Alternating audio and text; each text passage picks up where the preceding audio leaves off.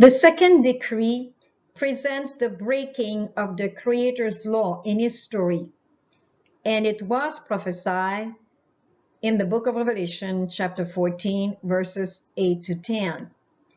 And there followed another angel saying, Babylon is fallen, that great city, because she made all nations drink of the wine of the wrath of her fornication.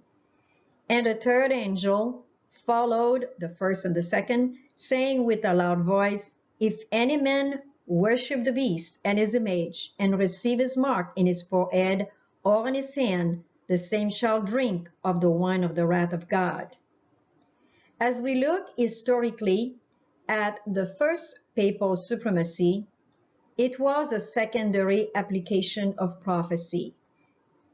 The first papal supremacy went from 538 AD to 1798 AD, commonly known as the Dark Ages, and it was actually set up through paganism mixed with apostate Christianity, and as a result, we have the Roman Catholic Church that was established. But the prophecy foretells of a second papal supremacy, which then will be the primary application, which we believe is being established under our very eyes right now until the second coming of Jesus Christ. And this is being accomplished through a mix of Marxism, socialism, communism, totalitarian world government, apostate Protestantism, Catholicism, and spiritualism, with a mix of the Caliphate of Islam and the Muslims and their Sharia law. So surely this is the time of trouble such as never was since there was a nation announced by the prophet Daniel in chapter 12. And are we prepared for it? History reminds us that Hitler, with the help of Rome under Pius XII, attempted to establish the Third Reich, or the Holy Roman Empire, from 1930, but failed in 1945. The Fourth Reich is also announced by the prophecy, a Holy Roman Empire, which is coming soon, and the United States is helping. Babylon is falling. The fall of Babylon is directly connected to worship. Choose ye this day who ye shall serve. The second decree, breaking the Creator's law, has been researched by Odette Boily, September 2020. Reading from The Great Controversy, written by Mrs. Ellen G. White in 1888, on page 438. In contrast to those who keep the commandments of God and have the faith of Jesus, the third angel points to another class against whose errors a solemn and fearful warning is uttered. That warning is found in Revelation chapter 14, verses 9 and 10. If any man worship the beast and his image, and receive his mark in his forehead or in his hand, the same shall drink of the wine of the wrath of God. A correct interpretation of the symbols employed is necessary to an understanding of this message. What is represented by the beast, the image, the mark? The line of prophecy in which these symbols are found begins with Revelation chapter 12, with the dragon that sought to destroy Christ at his birth. And we see here an image of the woman that has her feet on the moon, and the sun is shining upon her, and on her head is a crown of 12 stars. And this as a symbolism of the church that prevailed against the dragon. That church, she is the one who upholds the true time to worship, the true biblical calendar, which is represented here by the sun, the moon, and the stars, and is also representative of Christ at his birth.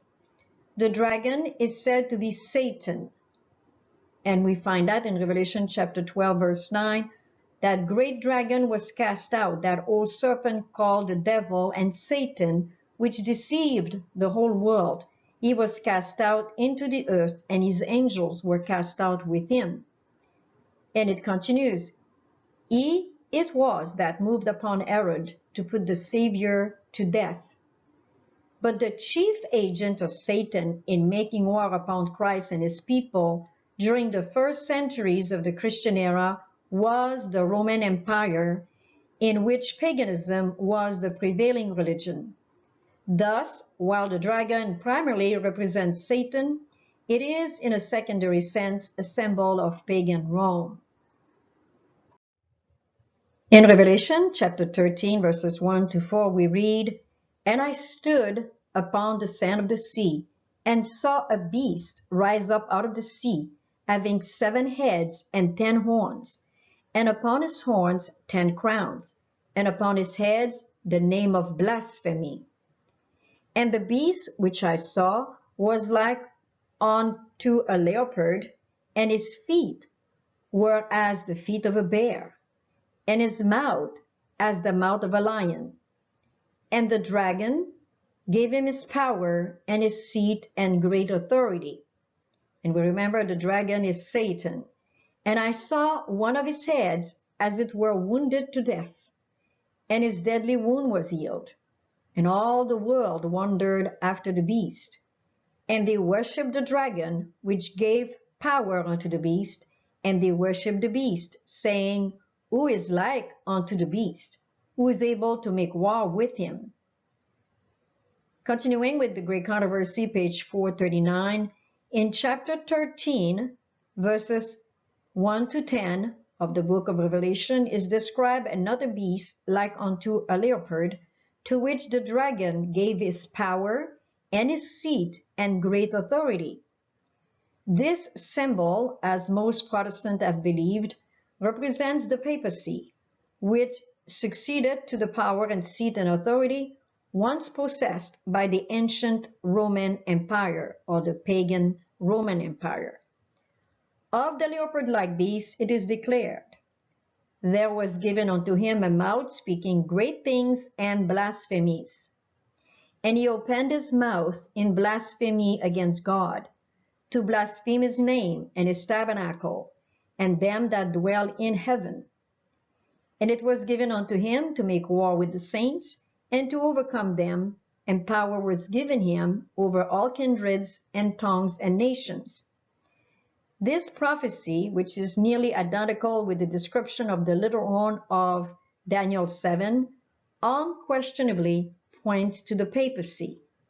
This is a very, very bold statement, but it is definitely possible to demonstrate it by simply looking again at Daniel chapter 7 mentioned here. We see that a beast in chapter 7 of Daniel is a kingdom, a government, a king. And also a king that speaks blasphemy is a church and state government, a church and state kingdom, because no civil government would be accused of blaspheming against God unless it was a mix of church and state, which the Roman Catholic Church has been, and once the wound was healed in 1929 under Mussolini, it became again a church and state government, and it is to this day in 2020.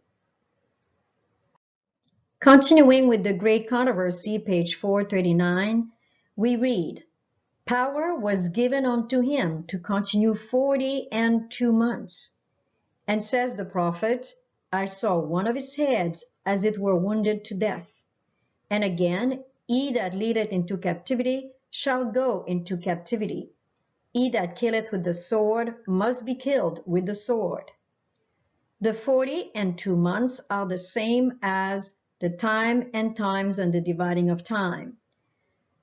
3 years and a half, or 1260 days of Daniel 7, the time during which the papal power was to oppress God's people, which represent the first papal supremacy in Europe.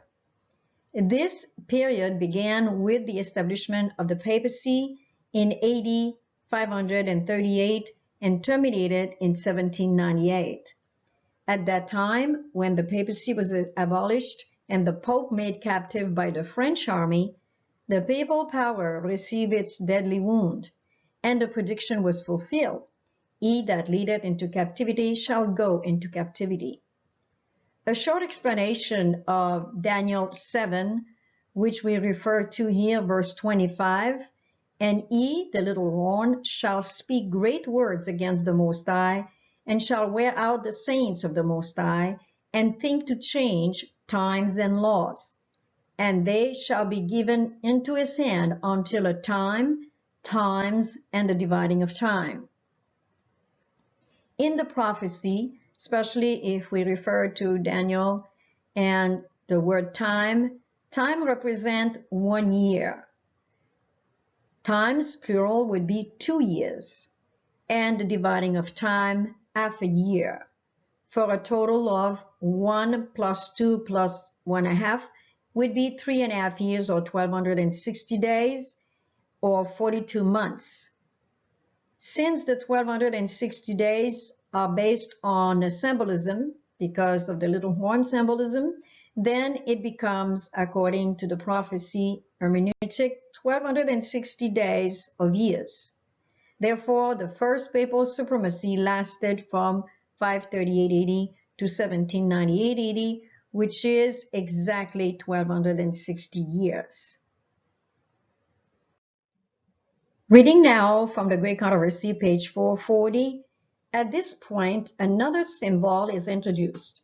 Says the prophet, I beheld another beast coming up out of the earth, and he had 2 horns like a lamb. This we find in Revelation chapter 13, verse 11.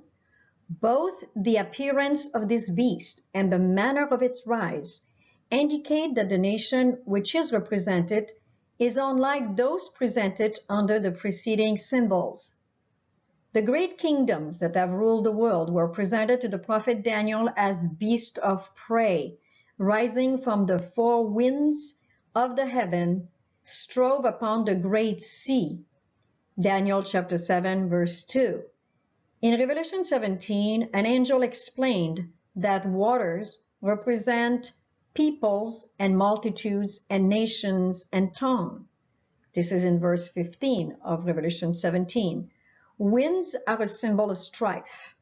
The 4 winds of heaven striving upon the great sea represent the terrible scenes of conquest and revolution by which kingdoms have attained to power. Continuing, but the beast with lamb-like horns was seen coming out of the earth. Instead of overthrowing other powers to establish itself, the nation thus represented must arise in territory previously unoccupied and grow up gradually and peacefully.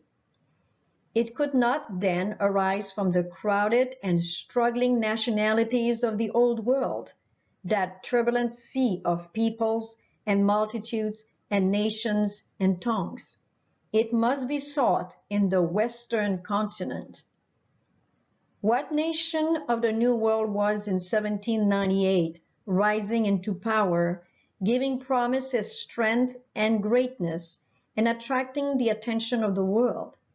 The application of the symbol admits of no question. One nation, and only one, meets the specifications of this prophecy. It points unmistakably to the United States of America.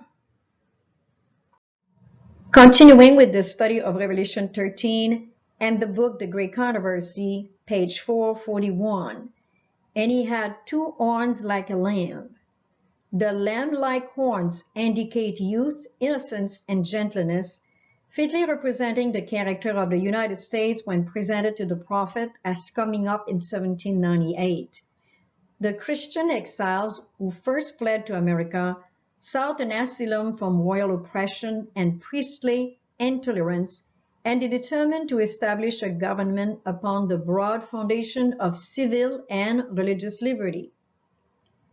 The Declaration of Independence sets forth the great truth that all men are created equal and endowed with inalienable right to life, liberty, and the pursuit of happiness. And the Constitution guarantees to the people the right of self-government, providing that representatives elected by the popular vote shall enact and administer the laws. Freedom of religious faith was also granted, every man being permitted to worship God according to the dictates of his conscience. Republicanism and Protestantism became the fundamental principles of the nation. These principles are the secret of the United States power and prosperity. The oppressed and downtrodden throughout Christendom have turned to this land with interest and hope. Millions have sought its shores, and the United States has risen to a place among the most powerful nations of the earth. The United States of America will continue to be powerful and prosperous as long as it upholds republicanism and Protestantism. However, the day it will embrace Marxism, socialism, communism, Catholicism, it will fall. Prophecy is giving us a warning. Are we listening in 2020? Always from the Great Controversy, this time page 441, 442, we read from Revelation chapter 13, verses 11 to 14. But the beast with lamb-like horns spake as a dragon, and the beast we know is the United States of America. And he exercised all the power of the first beast before him, and caused the earth and them which dwelleth therein to worship the first beast, whose deadly wound was healed.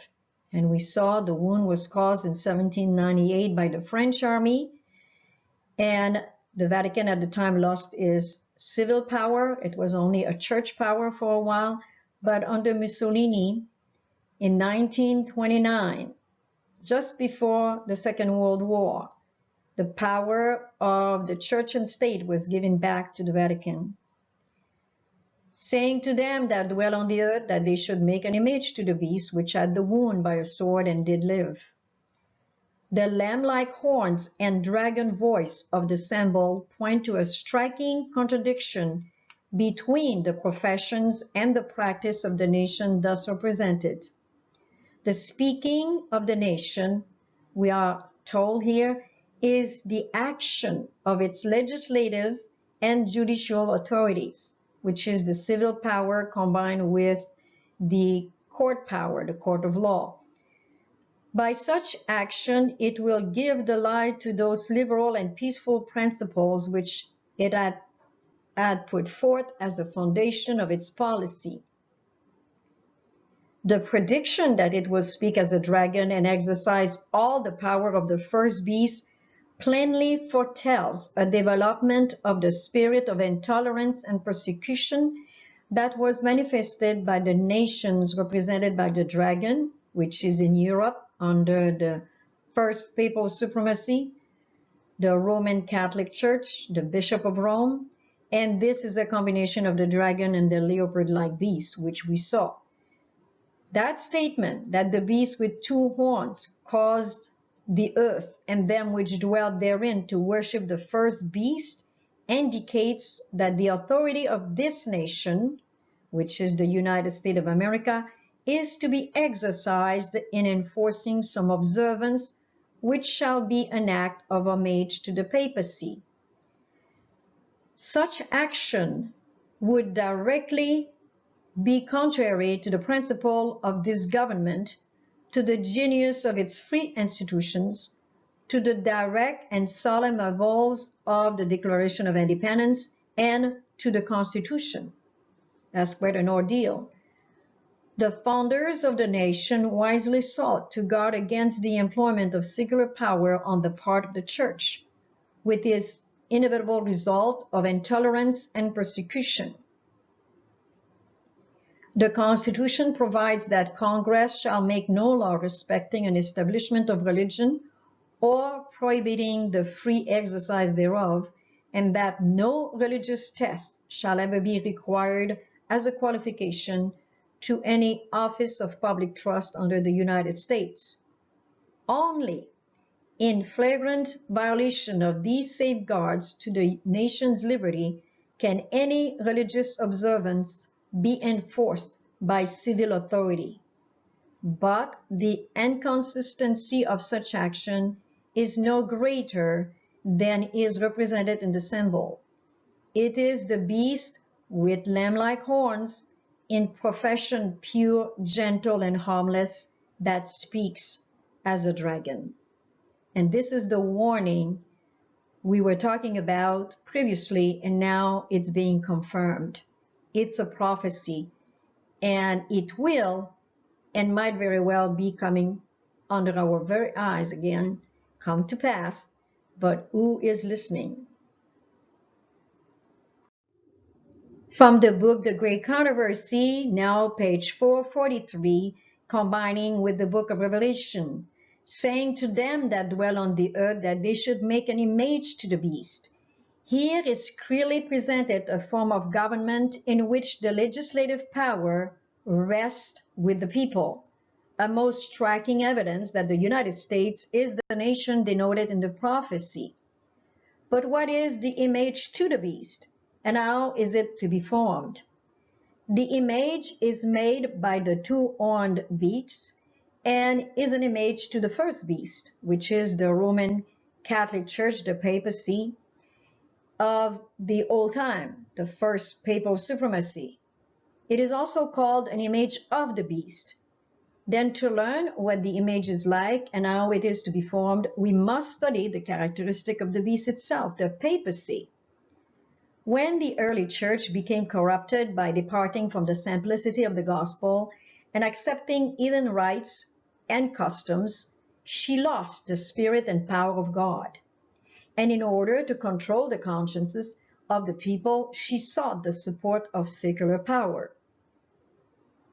The result was the papacy, a church that controlled the power of the state and employed it to further her own ends, especially for the punishment of heresy. So therefore, here we have a combination. How is that possible to happen in the United States of America, the free land? In order for the United States to form an image of the beast, the religious power must so control the civil government that the authority of the state will also be employed by the church to accomplish her own ends. Remember, republicanism and Protestantism, this is what has assured the power and prosperity of the United States. When she sells that out, we will see now what is happening. It was apostasy that led the early church to seek the aid of the civil government, and this prepared the way for the development of the papacy, the beast. The Apostle Paul says it this way in 2 Thessalonians chapter 2, verse 3, "There shall come a falling away, and that man of sin be revealed." So apostasy in the church will prepare the way for the image to the beast. And the Bible declares that before the coming of the Lord, there will exist a state of religious declension similar to that in the first centuries. This was written in 1888, people, and yet it reads like a newspaper today. Don't we see it? The declension of religion, the declension of true Christianity, spirituality, which basically has protected the American nations, Canada, United States, and even South America. Until now, they're showing signs, evident signs, especially South America, of socialism, Marxism, communism, and it's coming to the north. This is the truth. Continuing with the Great Controversy, pages 443, 444, and 445 excerpts. Reading from 2 Timothy chapter 3, verses 1 to 5. This was written by Paul, and we must read it as present tense because it is happening now. In the last days, perilous times have come. For men and women and children are lovers of their own selves, covetous, boasters, proud, blasphemers, disobedient to parents, unthankful, unholy, without natural affection, truce breakers, false accusers, incontinent, fierce, despisers of those that are good, traitors, heady, high-minded, lovers of pleasures more than lovers of God, having a form of godliness but denying the power thereof. I hope you don't know anybody like that, and I hope that none of us have these traits. This is absolutely scary. This is what we see today, even with children of 12 years old. 2 Thessalonians chapter 2, verses 9 and 11. But before that, we're going to read from 1 Timothy chapter 4, verse 1. Now the Spirit speaketh expressly that in the latter times, notice how he speaks about the latter days and the latter time, take heed. Some shall depart from the faith. Some are departing from the faith now, giving heed to seducing spirit and doctrines of devils. Satan will work with all power and signs and lying wonders and with all deceivableness of unrighteousness.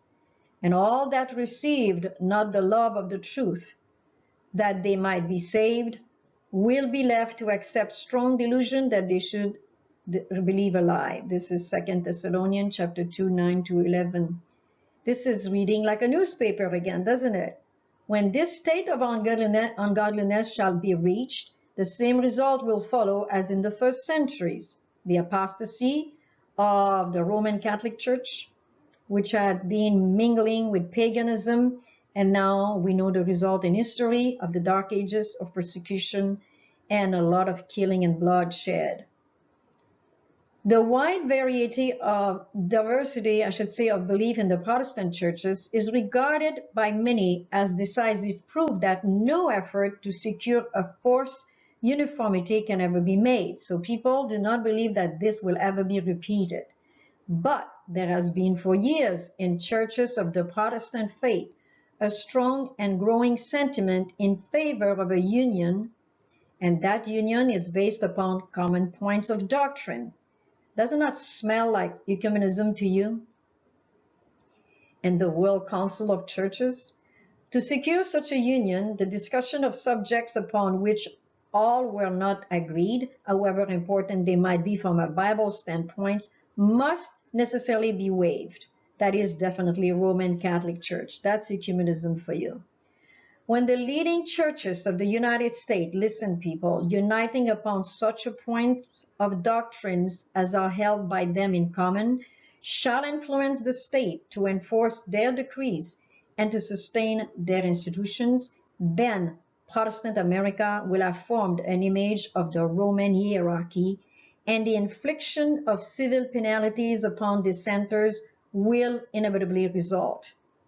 Listen, don't attack the speaker, don't attack the writer. These are prophecies, and they are coming to pass right now.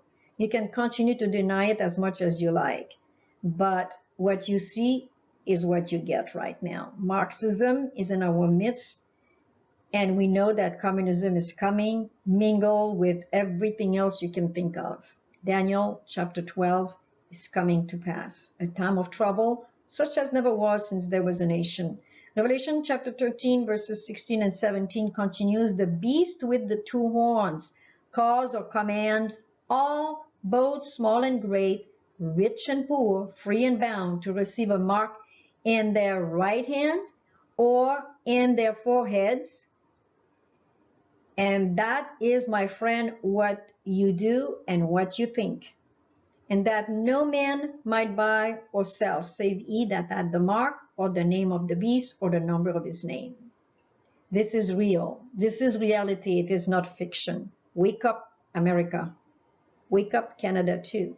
Wake up the whole world, because the whole world will be involved in this last supreme, we call it the second papal supremacy, the Pope and the Vatican. You don't think they will come back in power? Watch these words. Continuing with the great controversy, pages 445, 446. The third angel's warning is, if any man worship the beast and his image, and receive his mark in his forehead or in his hand, the same shall drink of the wine of the wrath of God. The beast mentioned in this message, whose worship is enforced by the two-horned beast, is the first, or leopard-like beast of Revelation 13, the papacy. The image to the beast represents that form of apostate Protestantism which will be developed or is being developed right now when the Protestant churches shall seek the aid of the civil power for the enforcement of their dogmas. The mark of the beast still remains to be defined. After the warning against the worship of the beast and his image, the prophecy declares, "Here are they that keep the commandments of God and the faith of Jesus." Since those who keep God's commandments are thus placed in contrast with those that worship the beast and his image and receive his mark, it follows that the keeping of God's law on the one hand and its violation on the other will make the distinction between the worshippers of God and the worshippers of the beast. And this is why we call this decree the breaking of God's law. Now you know who are the guilty party and who are those who will follow God no matter what. The special characteristic of the beast and therefore of his image is the breaking of God's commandments. So don't look for a mark on the forehead like digital and on the hand. It's actually the breaking of God's commandment that makes the characteristic of the beast and its image. Daniel says of the little horn, the papacy, in chapter 7, verse 25, he shall think to change the times and the law. Paul styled the same power the man of sin, who was to exalt himself above God. One prophecy is a complement of the other. Only by changing God's law could the papacy exalt itself above God. Whoever should understandingly keep the law as thus changed would be giving supreme honor to that power by which the change was made. Such an act of obedience to papal laws would be a mark of allegiance to the Pope in the place of God. Taken from the Great Controversy, page 446, 447, and of course those are excerpts. The papacy has attempted to change the law of God. The second commandment forbidding image worship has been dropped from the law, and the fourth commandment has been so changed as to authorize the observance of the first instead of the seventh day as the Sabbath. But papists urge as a reason for omitting the second commandment that it is unnecessary being included in the first, and that they are giving the law exactly as God designed it to be understood. This cannot be the change foretold by the prophet. An intentional, deliberate change is presented. He shall think to change the times in the law. The change in the fourth commandment exactly fulfills the prophecy. For this, the only authority claimed is that of the church. Here, the papal power openly sets itself above God. And this is what is the problem.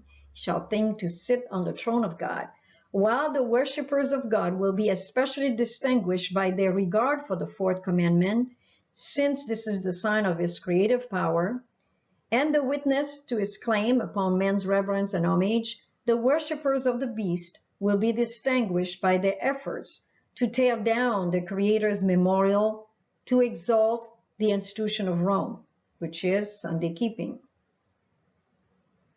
It was in the behalf of the Sunday that Popery first asserted its arrogant claims, and its first resort to the power of the state was to compel the observance of Sunday as the Lord's Day. But the Bible points to the seventh day and not to the first as the Lord's Day. Christ himself, in the book of Mark chapter 2 verse 28 and Isaiah 58:13, declares, "The Son of Man is the Lord also of the Sabbath." And the fourth commandments declare the 7th day is the Sabbath of the Lord. And Isaiah calls the Lord's designated of the Sabbath day my holy days. The claim so often put forth that Christ changed the Sabbath is disproved by his own words. In his Sermon on the Mount, taken from Matthew chapter 5, verses 17 to 19, we read, Christ himself says these words, "Think not that I am come to destroy the law or the prophets. I am not come to destroy, but to fulfill.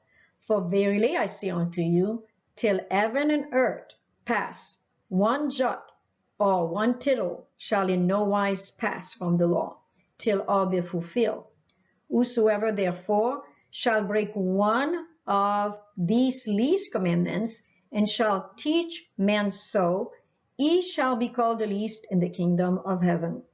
But whosoever shall do and teach them, the same shall be called great in the kingdom of heaven."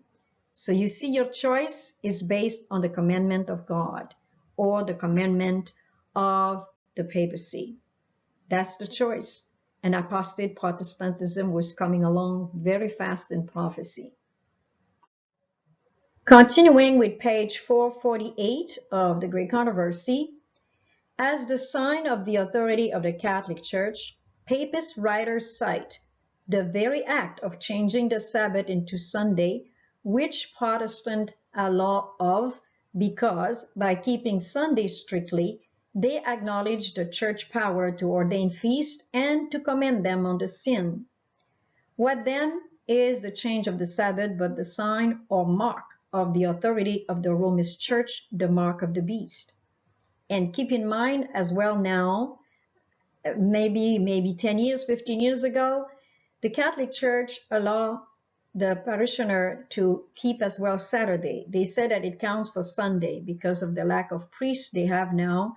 The church are closing down or they are being sold. So Saturday is the same for the Catholic Church now as Sunday. The Roman Church has not relinquished her claim to supremacy. And when the world and the Protestant churches accept the Sabbath of her creating while they reject the Bible Sabbath, they virtually admit this assumption. They may claim the authority of tradition and of the fathers for the change, but in so doing, they ignore the very principle which separates them from Rome, that the Bible and the Bible only is the religion of Protestants. The papists can see that they are deceiving themselves, willingly closing their eyes to the facts in the case. As the movement for Sunday enforcement gains favor, he rejoices, feeling assured that it will eventually bring the whole Protestant world under the banner of Rome. And it's getting there, isn't it? Romanism declared that the observance of Sunday by the Protestant is an homage they pay in spite of themselves to the authority of the Catholic Church. This comes from Plain Talk About Protestantism, page 213. The enforcement of Sunday keeping on the part of Protestant churches is an enforcement of the worship of the papacy of the beast. Those who, understanding the claims of the fourth commandment, choose to observe false instead of the true Sabbath, are thereby paying homage to that power by which alone it is commanded.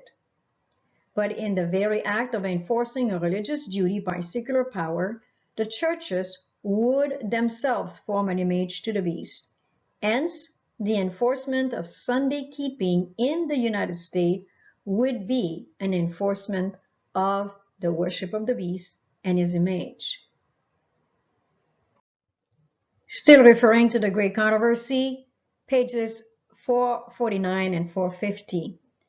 But Christians of past generations observe the Sunday, supposing that in so doing they were keeping the Bible Sabbath, and they are now true Christians in every church, not accepting the Roman Catholic Communion, who honestly believe that Sunday is the Sabbath of divine appointment. God accepts their sincerity of purpose and their integrity before Him. But when Sunday observance shall be enforced by law, and the world shall be enlightened concerning the obligation of the true Sabbath, then whoever shall transgress the command of God to obey a precept which has no higher authority than that of Rome, will thereby honor popery above God. He is paying homage to Rome and to the power which enforces the institution ordained by Rome. He is worshiping the beast and his image. As men then reject the institution which God has declared to be the sign of his authority, and honor in its stead that which Rome has chosen as the token of her supremacy, they will thereby accept the sign of the allegiance to Rome, the mark of the beast. And it is not until the issue is thus plainly set before the people, and they are brought to choose between the commandments of God and the commandments of man, that those who continue in transgression will receive the mark of the beast. Listen to this. This is very important. The most fearful threatening ever addressed to mortal is contained in the third angel's message. That must be a terrible sin which calls down the wrath of God unmingled with mercy. Men are not to be left in darkness concerning this important matter. The warning against this sin is to be given to the world before the visitation of God's judgment, that all may know why they are to be inflicted and have an opportunity to escape them. Prophecy declares that the first angel would make his announcement to every nation and kindred and tongue and people. The warning of the third angel, which forms a part of the same threefold message, is to be no less widespread. It is represented in the prophecy as proclaimed with a loud voice. So this is the addition to the first and second, by an angel flying in the midst of heaven, and it will command the attention of the world. In the issue of the contest, all Christendom will be divided into two great classes: those who keep the commandment of God and the faith of Jesus, and those who worship the beast and his image and receive his mark. Only two classes at the time of the end.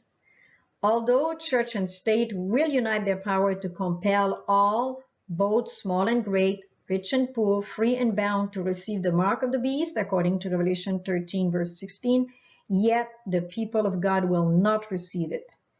The prophet of Patmos beholds them that had gotten the victory over the beast, over his image, and over his mark, and over the number of his name, stand on the sea of glass, having the harps of God and singing the song of Moses and the Lamb, which is found in Revelation chapter 15, verses 2 and 3. Let's propose ourselves right now. Let's purpose, just like Daniel in chapter 1, let's purpose that we will be these people that will stand on the sea of glass, having the harps of God and having gained victory over the number of his name and the mark of the beast. And then we're going to sing the song of Moses and the Lamb. I want to be part of that group. Do you? This is the conclusion of the second decree, breaking the law of God. Revelation chapter 14, verses 8 to 10. And there followed another angel, saying, Babylon is fallen, that great city, because she made all nations drink of the wine of the wrath of her fornication. And the third angel followed them, the first and the second, saying with a loud voice, If any man worship the beast and his image, and receive his mark in his forehead or in his hand, the same shall drink of the wine of the wrath of God. I would like to leave you with the blessing that Paul sent to his people as a closing prayer and request. And this is a prayer for complete sanctification found in 1 Thessalonians chapter 5, verses 23, 24, and 28. And the very God of peace sanctify you wholly. And I pray God, your whole spirit and soul and body be preserved blameless unto the coming of our Lord Jesus Christ. Faithful is he that calleth you, who also will do it. The grace of our Lord Jesus Christ be with you. Hallelujah.